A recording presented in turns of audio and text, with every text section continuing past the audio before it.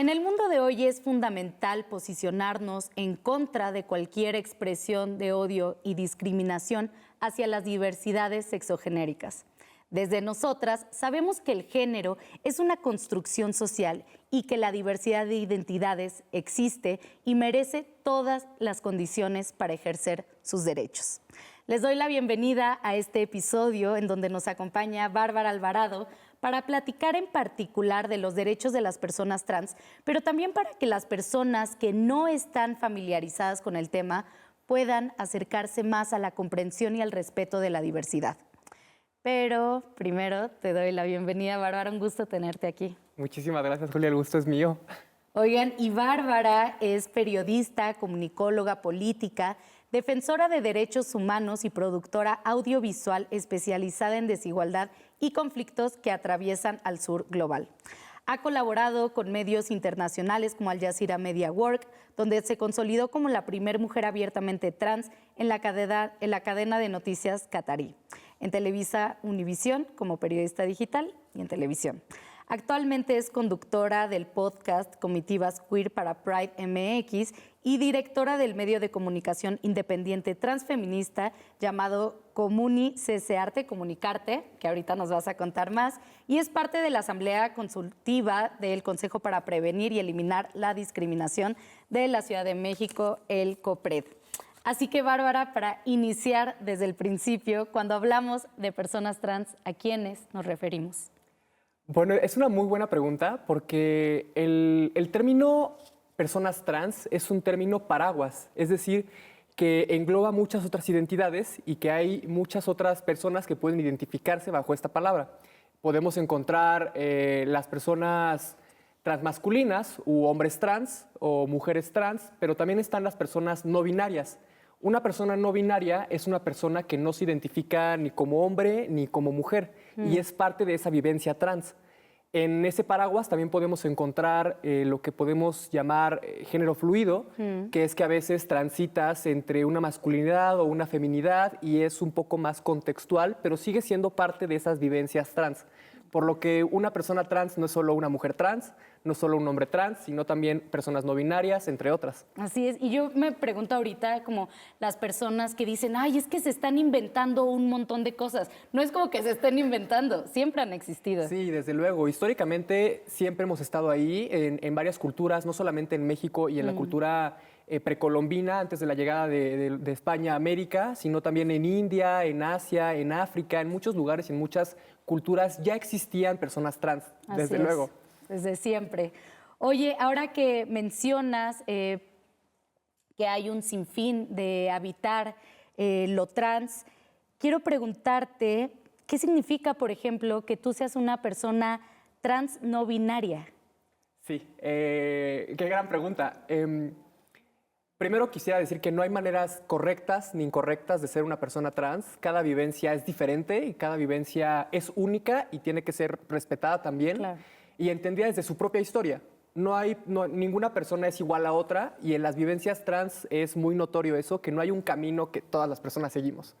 Y en ese camino yo empecé mi transición cuestionando primero una masculinidad muy tóxica, muy violenta, con la violencia trataba de demostrar una masculinidad, porque yo no era un hombre, yo lo sabía, pero trataba de demostrárselo al mundo de esa manera, de la violencia.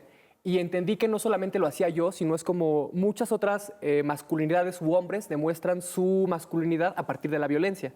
Es que empiezo a cuestionar un poco y llego a la conclusión de que no necesito ni, por ejemplo, en ese momento no necesitaba ser una persona violenta o ser una persona que las puede todas, como el más macho, para ser un hombre en ese momento. Y a partir de que empecé a deconstruir tanto la idea de mi propia masculinidad, de que era un hombre en sí, lo cuestioné tanto que no tuvo sentido. Y en eso de que no tuvo sentido, también me pregunté, bueno, ¿y entonces qué es una mujer? Y tampoco tuvo sentido porque me di cuenta que una mujer no es lavar los trastes, ¿no? O no es usar rosa, o un hombre no es no llorar, o no es usar azul. Esas son como cosas que socialmente se han cargado y que no es ser un hombre o ser una mujer. Entonces deja de tener sentido y deja de tener sentido el género porque me doy cuenta que salgo de una caja chiquita que se llama masculinidad y no quiero entrar a otra caja chiquita que se llama feminidad. Claro. Entonces quiero ser libre, solamente quiero ser yo. Es decir, lo comparo mucho con cuál es el límite para desarrollarte. Es como crecer, pues nunca hay un límite para que dejes de ser tú o dejes de experimentar la vida. Es como me reconozco como una persona no binaria, que no soy ni hombre ni mujer. Y después, en el transcurrir de la lucha, en el transcurrir de mi camino también, mi vivencia no solamente era de una persona no binaria, sino también de una figura femenina, de una transfeminidad, se puede llamar, o también como se engloba mejor, mujer trans. Pero soy una transfeminidad no binaria porque reconozco que el binarismo impuesto de rosa y azul y de que no lloras y sí lloras y de que ballet o artes marciales es un engaño y de que eso no nos define como personas. Oye, y también pienso como todas las personas que se están acercando apenas a este tema y que dice, es que cuántos términos, qué complicado.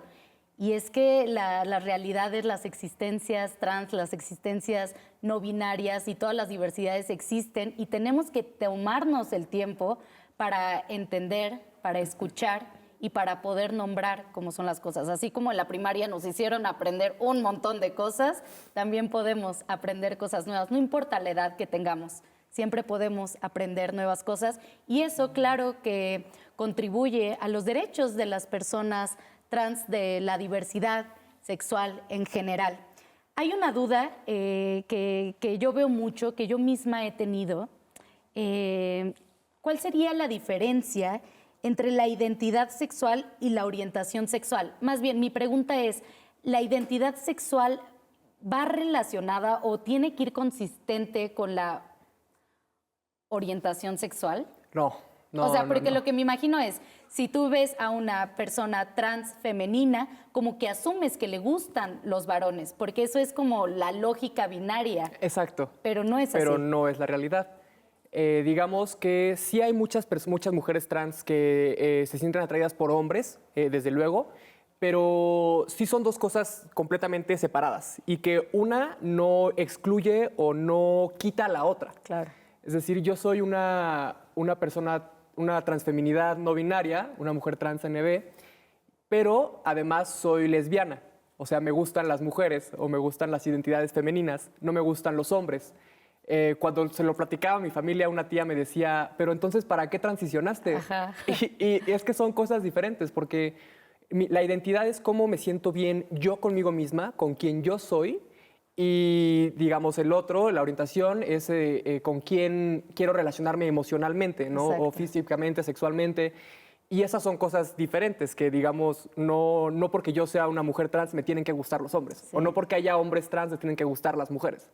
Sino Sí. son cosas diferentes. Nuestros deseos, nuestras identidades son tan complejas y tan diversas que tratar de encasillarlas nos limitan muchísimo. Totalmente. Y además atentan contra nuestros derechos humanos. Y no solamente, déjame hacerte un gran Sí, sí, paréntesis, sí. Julia, no solamente de las personas trans, sino que tener esta información de orientación, de identidad, de roles de género incluso, como todo eso que a veces nos encarcela en barras muy chiquitas, en esas cajas de las que hablábamos, de que si eres hombre no puedes llorar, te gusta el azul y juegas fútbol y ya, se acabó, no hay más para ti. Y si eres mujer, lo mismo, pero en sentido contrario.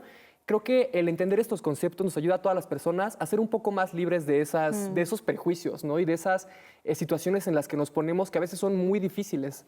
Me Y que encanta. por lo que diría que no solamente para las personas LGBT, sino para todas las personas, tener esta información nos hace más libres. Completamente de acuerdo. Yo me cuesta mucho trabajo entender por qué todavía hay un gran número de nuestra población, no solamente que no entiende o que no se ha tomado el tiempo, sino que manifiesta expresiones de odio. O sea, yo todavía, bueno, sí entiendo, pero me cuesta muchísimo trabajo pensar que son muchas las personas que patologizan las identidades trans, que buscan que se les niegue directamente derechos. ¿Por qué sigue habiendo tanto odio a las personas trans? Uy, yo creo que principalmente desinformación. Y además de la desinformación, bueno, hay actores políticos que usan esta desinformación para generar un uso electoral.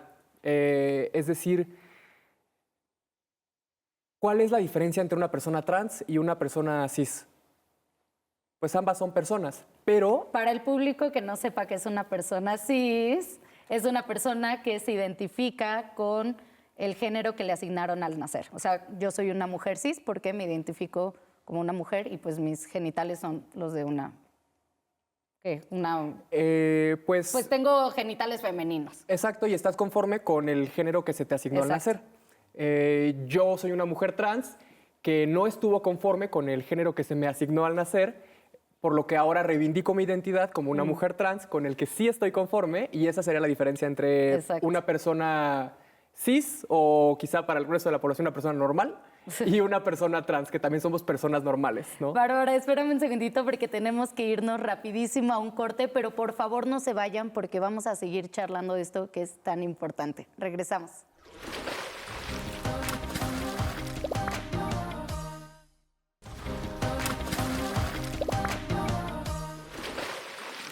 Y regresamos aquí a nosotras, su programa feminista de televisión mexiquense. Nos encontrábamos hace un ratito charlando con Bárbara Alvarado sobre por qué gran parte de la población todavía manifiesta odio, discriminación hacia las personas trans. Y sí, Julia, como lo decíamos hace rato, principalmente por desinformación, porque se nos ha dado una idea un poco absurda de qué es una persona trans, y como lo decíamos, mucho parte desde los políticos, podemos mencionar a Donald Trump desde la derecha, que usan a las personas trans, usan a las personas migrantes, a las personas racializadas, personas afroamericanas, para empezar a generar discursos como que les van a quitar la casa o que les van a quitar los trabajos o la familia, cosas que no tienen nada que ver, pero para empezar a generar un miedo hacia esas poblaciones. Y no solamente miedo, sino odio, porque es un completo rechazo, no porque, ay, qué miedo, viene una trans, sino de que no quieres que habite ese mismo espacio contigo, porque alguien más te dijo que no era adecuado. Entonces yo diría que principalmente es mucha desinformación, mucha desinformación. Que la legitiman los hombres poderosos. Desde ¿no? luego. Por eso desde también luego. se expande. Oye, pero quiero que en este bloque nos centremos más en conocer, además de conocer tu lucha, conocer sobre los derechos de las personas trans, porque si no los conocemos, pues no tenemos gran idea de qué podemos hacer para también aportar, para acompañar. Entonces, en tu propia experiencia, en tu lucha siendo activista, ¿qué derechos en particulares tú te has centrado en defender? Principalmente la vida, el derecho a la vida, a partir del reconocimiento de leyes que castiguen, por ejemplo, los crímenes contra mujeres trans o contra personas trans. Es como uno de los principales objetivos que he tenido a lo largo de la lucha, y que, bueno, también justo reconocer que México está atravesando una crisis de crímenes, el transfeminicidio, que es la manera correcta de llamar a este tipo de crímenes, en contra de mujeres trans específicamente. Es uno de los principales objetivos. Digamos que en 2 años y medio se calcula que, de acuerdo con datos del Observatorio de Feminicidios de Ensenada y de Transcontingenta, que son 2 organizaciones con las que he colaborado, hay 109 transfeminicidios, con los cuales 3 apenas este año tienen investigaciones, y no son por transfeminicidio, sino por homicidio o por feminicidio, pero no propiamente reconocer que la vivencia trans tiene problemas específicos. Claro. Creo que ese sería uno de los primeros, pero también el derecho a la vivienda digna, al trabajo digno, a la familia incluso, porque desde ahí empieza la discriminación, desde el núcleo familiar en el cual no hay cariño, no hay un abrazo, se te excluye desde la familia. Luego también la educación. Creo que es otro derecho que necesitamos garantizar para las personas trans. Familia, educación, vivienda, trabajo y vida, que si me lo pones a pensar es casi... Sí, derechos básicos. Son derechos básicos. Oye, quiero en particular que nos platiques sobre el derecho al trabajo. ¿Qué pasa con las personas trans que buscan trabajo? Se les niega por montones. Sí, no, y de acuerdo con las estadísticas del Gobierno de México, las personas trans y en particular las mujeres trans son las poblaciones más discriminadas cuando van a pedir un empleo o cuando ya tienen un empleo. Porque, digamos, primero es muy complicado que te den un empleo si no tuviste una educación básica, que primero fue un derecho que te negaron. No, y digamos que sí tuviste educación y tienes un empleo, pero ahora dentro del trabajo te tratan mal. Claro. Te ofenden, te dicen cosas y luego se justifican muchas veces que por los documentos, ¿no? Que a veces también es muy problemático porque necesitas mucho tiempo para ir a cambiar los documentos, para que todos los documentos se homologuen, que el RFC, que el INE, que el pasaporte, o sea, todo. Y es un gran proceso que además requiere que tengas recursos para que no tengas que trabajar durante ese momento y poder hacer lo de los documentos, el trámite.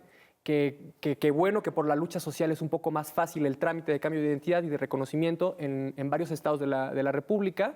No en todos lo hemos logrado, que también eso es un problema y un poco como cómo es que tenemos más derechos en una frontera que en otra. ¿Cómo es que en este estado hay más que en otro? Sí, lo mismo con el aborto. Lo ¿Cómo mismo es con que el las aborto. mujeres en la Ciudad de México pueden abortar y en Aguascalientes todavía no? Es ilógico. Es ilógico. Es una cosa loquísima. Yo quiero preguntarte para que le cuentes a las personas que nos están viendo, a la diversidad de personas que nos están viendo, cómo podemos involucrarnos en la lucha contra la transfobia y en la defensa de los derechos de las diversidades, porque no se necesita ser activista y estar en una organización política para defender los derechos. Entonces, ¿qué les dirías? Qué gran pregunta, Julia, porque además no necesitas esperar a que ocurra un hecho de discriminación para empezar a actuar contra ello. Creo que lo primero que podemos hacer es ser respetuosos, ser respetuosas, ser respetuosos con quien nos encontramos en la calle. Y si te encuentras alguna persona trans, alguna persona diversa, dale una sonrisa, que se sienta que tiene un espacio en este mundo. Creo que es un primer acto que cambia mucho. Y que como una persona trans, cuando alguien me sonríe, cuando una señora me dice, ay, oye, estás muy alta o estás muy guapa, me hace sentir bienvenida en el mundo y me hace sentir que tengo un espacio. Ese podría ser un buen acercamiento, pero que además también... es muy sencillo. Dar una sonrisa es un muy acto sencillo, muy y no te quita nada. Y que además hace mucho, hace un gran cambio. Y otra cosa que creo que también podría ser importante, que es como preguntar a veces el nombre o preguntar también el pronombre. El pronombre sería, por ejemplo, a mí no me gusta que me llamen él, me gusta que me llamen ella o en su caso ella. Y hay a veces, no sé, si vas a la tienda a comprar algo, que como por los modales dices, ah, buenos días, ¿cómo está? O qué linda tarde, no sé. Que quizá uno de esos modales sea también como, ah, ¿cómo te gusta que te llamen? Sí. Ah, Bárbara. Ah, muy bien, Bárbara. Entonces nos ahorramos el comentario de joven o caballero, que a veces es innecesario y que también a veces entiendo que nadie nos educa a cómo tratar con la diversidad.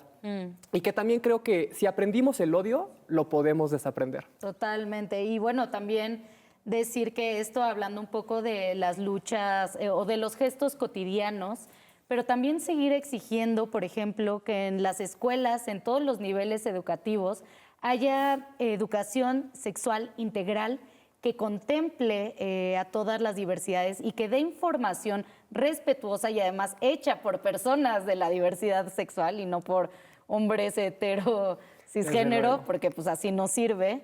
Que sean las mismas personas trans las que puedan plantear qué conocimientos son importantes para que los niños y las niñas puedan aprender desde chiquitos y chiquitas, porque sabemos, Bárbara, y tú y yo estamos seguras de que existen las infancias trans. Claro, yo fui una infancia trans que no pudo ser una infancia trans plenamente y que tuvo que llegar hasta la edad adulta para poder decirlo y para poder luchar desde ahí. Pero si a mí en la primaria me lo hubieran puesto en un libro, me hubieran ahorrado mucho dolor en la adolescencia, me hubieran ahorrado muchos problemas, me hubieran ahorrado demasiado.